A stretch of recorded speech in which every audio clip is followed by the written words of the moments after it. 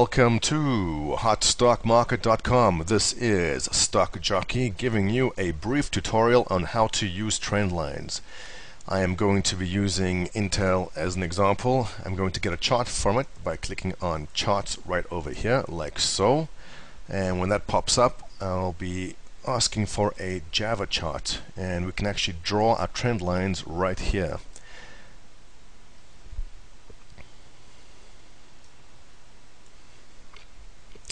Now let's switch to a bar and a 10-year chart. I'm going to start with a long-term time frame, and then we'll be zooming into shorter-term time frames to see how the various trend lines change.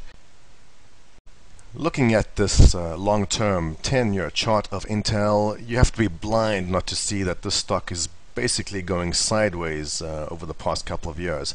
And we can actually draw a trend line to indicate that. If we connect this peak to that peak and extend that out, okay, fair enough, we can say that is a resistance line.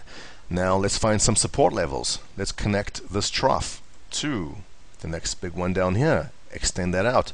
Oh, look at that, we touch support right there too. Now you can clearly see the channel that Intel is trading within. Let's take a closer look, say from 2004 to current.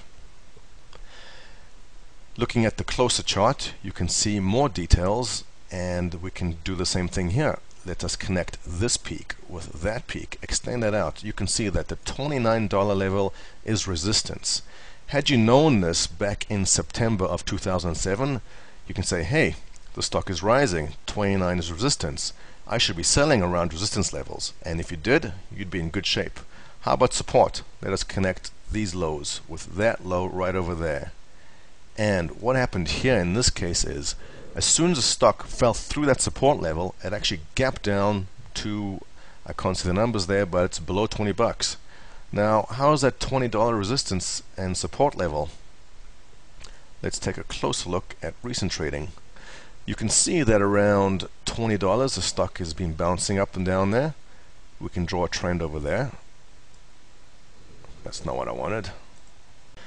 Looking at the 6-month chart, you're getting a pretty good idea of the shorter term trends. It's always important to look at long term and work your way down to short term to understand what exactly is going on with the stock. With Intel right now, we can see that if we connect these lows right here, we get a pretty good idea of where the support level is. Same on the upside, we can see the resistance right there.